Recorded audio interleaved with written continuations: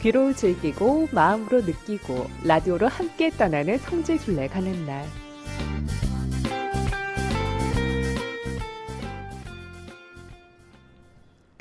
이 시간은 라디오를 통해서 비대면으로 성지순례의 즐거움을 누리고 또 감동도 느껴보는 시간인데요. 오늘은 국내 성지로 함께 떠나봅니다. 자매님 어서 오세요. 안녕하세요. 평화를 빕니다. 봄 소식이 저 멀리서 들려오는 것 같은데요. 비아동 본당 조명순 글라라 인사드립니다. 반갑습니다. 네, 맞습니다. 정말 그 봄이 오는 소리가 들려오는 네. 듯 합니다. 네, 자매님 정말 반갑습니다. 네, 오랜만에 반갑습니다. 뵙는 것 같은데 일주일 만에 뵙는 거죠. 네. 그렇죠. 네, 성지순례 가는 날 시즌 5 국내 성지순례의 최근 관심사와 함께하는 여기 성지 이슈로 채워가고 있는데요. 오늘은 국내 어떤 성지로 함께 발걸음을 해볼까요? 네, 지난 시간에 안동교구 문경시에 있는 마원 성지로 떠나봤는데요. 오늘 또 이어서 문경에 있는 여우목 성지로 떠나보겠습니다. 네, 이 여우목 성지는 어떤 성지인가요? 이 여우목이라는 지명이 굉장히 특별해 보이는데요. 네, 경상북도 문경시 문경읍 중평리 대미산 중턱에 있는 여우목 성지는 이윤일 요한성인과 서치보 요셉의 두 가정에 의해서 이루어진 교우촌입니다. 네, 박해 시대에 교우촌 하면 첩첩산중이라는 것은 이제 기본이 됐잖아요. 네, 여기도 마찬가지로 대미산 산골 깊숙이에 있습니다. 여우목이라는 좀 특이한 지명은 여기가 여우사냥 왔던 길목이라고 해서 붙여진 이름이라고 합니다. 네. 여우사냥까지 했다면 여우가 많이 살았다는 얘기가 되니까 네. 얼마나 깊은 산골이었을지는 뭐 두말할 필요도 없을 것 같은데요. 그럴 것 네. 같네요. 네. 이 대미산의 첩첩산중에는 그 여우목 교우촌뿐만 아니라 다른 교우촌들도 두 개가 있었는데요. 그 여우목 교우촌에서 2, 30리의 거리 이내에 또 두 개의 교우촌이 있었대요. 근데 거기 이름은 건학 교우촌과 부러기 교우촌이 바로 그곳이었고요. 네. 이들 세 교우촌은 그 박해 시대에 산길을 오가면서 서로 이웃집 드나들듯이 긴밀하게 연락하고 또 서로 도와가면서 신앙생활을 했다고 합니다. 네. 이곳 여우목에 어떤 계기로 이 천주교 신자들이 모여서 함께 살기 시작했을까요? 네, 그 여우촌 교우촌은 두 가정에 의해서 형성된 교우촌이라고 말씀드렸었는데요. 네. 1839년 기해박해를 전후해서 충청도 홍주가 고향인 이윤일 요한성인의 가족이 상주 갈골이라는 곳에서 거기서 살다가 이사를 왔고요. 네. 또 그 무렵에 서치보 요셉 가족도 충청도 청풍에서 살다가 박해를 피해서 여러 곳을 전전하다가 이 여우목으로 피난을 와서 살면서 교우촌이 형성되었다고 합니다. 네.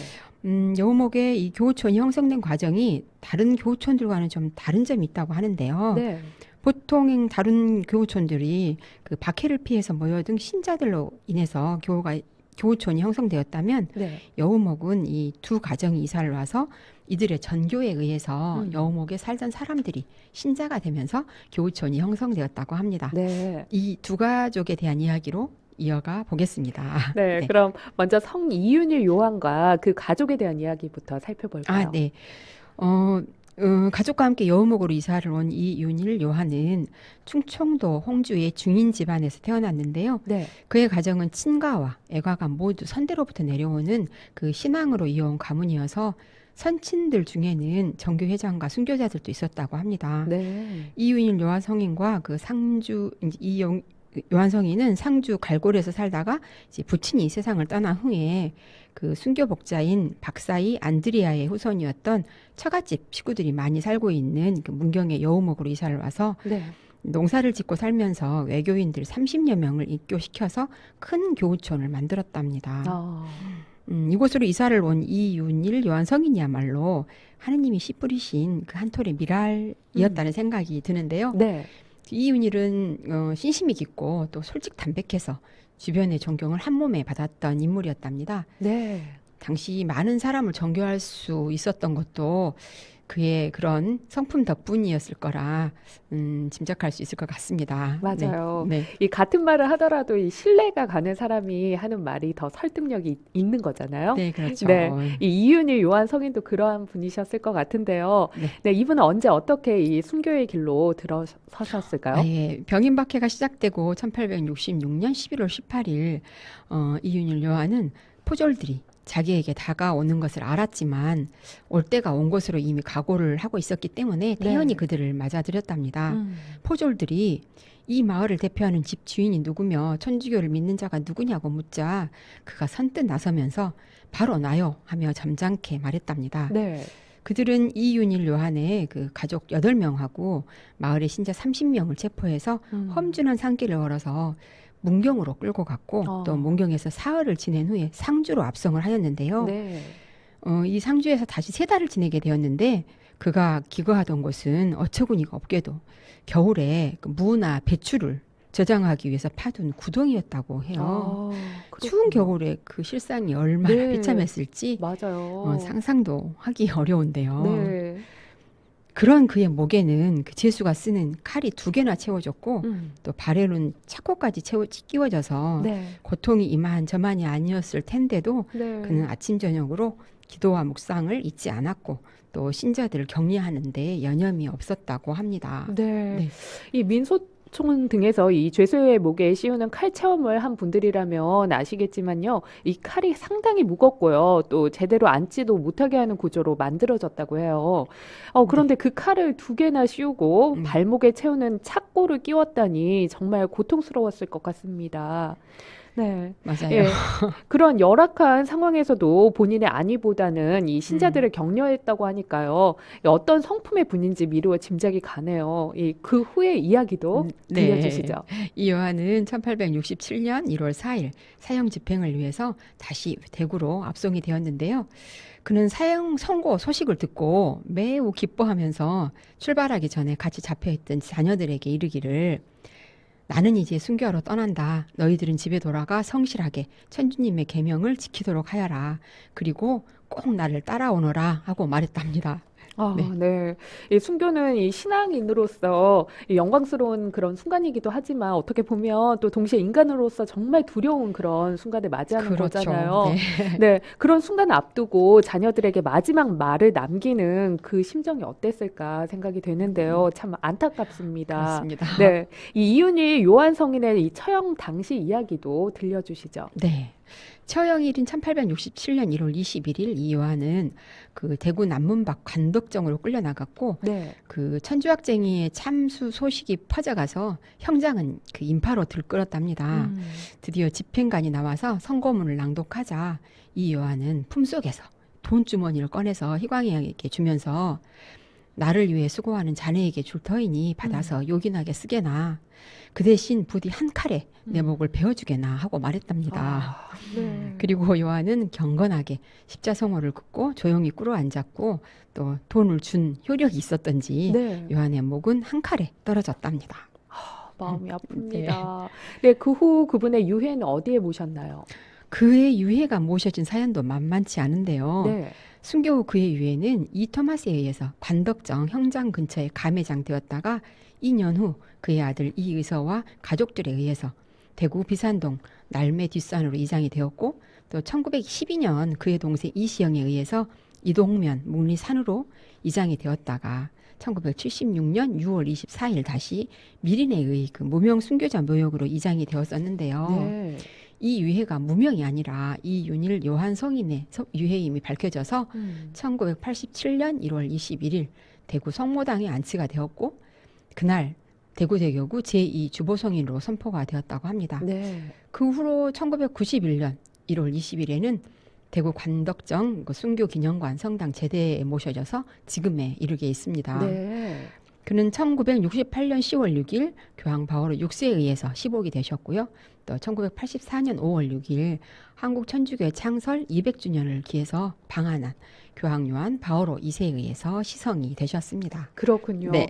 예, 이번에는 서치보 요셉과 그 가족의 이야기를 살펴볼까요? 네, 서치보는 가족들과 함께 여우모 교우촌에서 열심히 신앙생활을 하다가 1840년 49세의 나이로 일찍 하느님 품에 응시했고요. 네. 그의 위에는 이거 그 여우목 마을 뒷산에 안정이 되었답니다. 네. 예, 그 선치보가 이제 선정한 뒤에 장남인 서인순 시모는 그 어머니와 4명의 동생들을 데리고 이제 풍기로 이사를 가서 네. 거기서 열심히 신앙생활을 하며 살았는데요. 1860년 경신박해 때 모친이 세상을 떠나자 다시 온 가족을 데리고 경산 그 모계골 교우촌으로 이사를 가서 살았고 그 후로 병임박해 때 서치보 요셉의 5 아들 중에서 3 아들인 서인순 시몬과 또 서익순 요한, 서태순 베드로 이 3명이 모두 순교해서 명실공히 순교자 집안이 되었답니다. 네, 대단하네요. 네. 네, 이 서치보 요셉의 3 아들인 서인순 시몬, 서익순 요한, 그리고 서태순 베드로는 어떻게 순교했나요? 네, 1866년 이 병임박해 때 장남 서인순 시몬은 모계골 교우촌에서 체포가 되어서 대구의 경남 감옥에서 문체를 받고 또 옥고를 치르다가 60세의 나이로 옥사하였고요. 네. 또 서태순 베드로 또한 박해를 만나자 대구에서 문경 한실 교우촌으로 피난 갔다가 체포되어서 또 문초를 받고 상주 진영으로 압송이 되어서 다시 또 혹독한 신문을 받은 후에 상주 감옥에서 옥사를 했답니다. 네. 또 서익순 요한도 1867년 좀 박해가 조금 잠잠해지자 네. 한티에서 대구의 집으로 돌아가던 중에 또 체포가 되어서 서울로 압송된 후에 절두산에서 백지사형을 받고 순교하였답니다. 아, 이 네. 장남 서인순 시몬의 유해는 경산 모계골에 안장되었다가 후에 그 부친 서치보의 그 묘소가 있는 여우목으로 이장이 왔고 네. 다시 1999년 9월 18일 그 새로 조성된 현재의 그 여우목 성지에 부친인 서치보 요셉과 함께 나란히 모셔져 있습니다. 네. 그렇군요. 이제 두 순교 집안의 신앙의 터전이었던 그 여우목 성지 곳곳을 함께 살펴볼까요? 네, 여우목 성지 주차장에서 약 200m쯤 산속으로 들어가면 산속에 큰 둥지처럼 생긴 아늑한 곳에 여우목 성지가 있습니다. 네. 성지 입구에 그 이윤일 요한 성인의 반신상이 순례자를 기다리고 있고요. 1년 전이죠. 2022년 2월에 세운 나는 굳게 믿나이다라고 쓰여진 입석과 함께 야외 제대가 설치되어 있습니다. 네. 뒤편으로는 서치보 또 서인순 두 부자의 묘역과 대형 십자가 그리고 성모상이 있고 묘역 둘레로는 십자가의 길이 조성이 되어 있습니다. 네, 사진으로 보이고 있는데요. 네. 이곳 여우목 성지를 안동교구와 대교구에서 함께 관리를 하고 있다고요. 네, 원래 그 이윤일 요한 성인 살았던 여우목 큰 마을은 지금의 여우목 성지에서 약 1.5km 떨어진 곳에 있습니다. 네. 현재 여우목 성지로 불리는 곳과 또 성인이 살았던 여우목 교유천이 성지로 조성된 이야기가 그 여우목 성지에 있는 안내판에 적혀 있었는데요. 네. 대구 대교구 성지위원회와 그 안동교구 성지위원회가 같이 안내를 하고 있더라고요. 흔치 않는 안내문이어서 좀 흥미로워서 읽어보고 왔습니다. 그러셨군요. 네. 네네. 아마도 그 이윤일 요한 성인이 순교한 곳이 대구 관덕정이어서 대구 대교구가 관여된 것 같고요. 네. 또 그가 신앙생활을 했던 곳은 문경 여우목이니까 안동교구 내에 있는 지역이다 보니까 그렇게 된 것 같다는 생각이 들었습니다. 네. 먼저 대구 대구구는 1992년에 그 옛 교우천이던 여우목 큰마을에 대지 262평을 매입해서 성지를 조성하려고 했대요. 네. 그런데 그곳이 이미 그 외교인촌이 된 마을이 돼버렸고 또 그 한가운데에 있는 좁은 터를 성지로 단장하기가 쉽지 않았다고 해요. 네. 3년 후인 1995년 이번에는 안동교구에서 여우목 큰마을과 함께 이제 교우들이 흩어져 살았을 것이라고 예상이 되는 현재의 여우목 성지의 대지 1255평을 매입했고 네. 1999년 9월 18일에는 그 서치보 요셉과 대구 가명에서 옥사한 그의 장남 순교자 서인순 시몬을 이장하면서 이곳을 이제 성역화하기 시작했고 이후 자연스럽게 이곳이 여우목 성지로 불리게 되었답니다. 그랬군요. 네. 말하자면 여우목 교우천터는 대구 대교구에 관리하에 있었고 네. 또 여우목 성지라고 불리는 곳은 안동교구가 관리하고 있던 것인데요. 네. 2003년 대구 대교구에서 그 여우목 큰 마을 부지 관리를 안동교구에 부탁을 했고 2016년 안동교구는 대구 대교구와 함께 여우목 큰 마을과 현재의 여우목 성지를 단장하기로 해서 2017년 9월 20일 그 두 교구장님들이 함께 축복 미사를 드리고 이윤일 요한 성인 반신상을 제막하고 축복하면서 그 여우목의 마을 일대가 드디어 성지로 거듭나게 되었다고 그런 안내였습니다. 네, 예. 그렇군요. 네. 네. 저는 지난 12월에 이 이야기를 알지 못하고 순례를 다녀오면서 네. 그 여우목 성지를 좀 늦은 시간에 가게 되는 바람에 여우목 성지만 순례하고 여우목 교우촌은 그냥 지나쳐 버려서 지금은 아쉬움이 좀 남아 있는데요. 네. 방송을 듣는 여러분들이 혹시 가신다면 여우목 성지는 물론이고 또 1.5km 거리에 있는 여우목 교호천도 꼭 들러보시면 좋을 것 같습니다. 네. 네. 네, 문경으로 이 성지순례할 계획이 있는 분들이 참고하면 좋을 정보가 있다면 소개를 좀 해주시죠. 네, 오늘까지 3회차에 걸쳐서 문경에 있는 진안리 성지, 마원 성지, 여우목 성지로 떠나보았는데요. 진안리 성지에서 마원 성지까지는 3.4km로 차로 한 5분 거리로 아주 가까운 곳에 있고요. 진안리 성지에서 여우목 성지는 17.5km로 구불거리는 산길을 타고 가면 25분 정도면 가는데요. 네. 혹시 순례하실 계획이 있으시다면 문경은 여기서 좀 먼 곳이잖아요. 네. 그래서 조금 일찍 한 7시쯤 출발해서 마원 성지를 먼저 순례한 후에 최양업 신부님의 선종지인 진안리 성지를 순례하고 또 문경세제 도립공원으로 가서 박해를 피해 숨어서 기도했다는 기도굴도 들러서 기도하신 다음에 여우목 성지와 또 여우목 교우천까지 순례하신다면 좀 빠듯하긴 하지만 하루 일정으로 다녀올 수 있지 않을까 싶습니다. 네. 우리 조명순 자매님이 친절하게 일정까지 다 알려주셨는데요. 네, 참고하셔서 들어보셨으면 좋겠습니다. 네, 자매님 이번 학기에도 광주 가톨릭 그 평생교육원 프로그램으로 성지순례 관련 프로그램을 진행하시는 것으로 알고 있는데요. 관심 있는 분들께 잠깐 간단하게 소개 네. 부탁드립니다. 네. 올해는 그 박회와 순교 이야기와 그와 관련된 순교 성지를 찾아서 순례를 떠나볼 텐데요. 매주 화요일에 진행하고 있습니다. 네. 먼저 2주는 강의를 듣고 다음 한 주는 순례를 떠나는 것으로 진행을 하고 있습니다.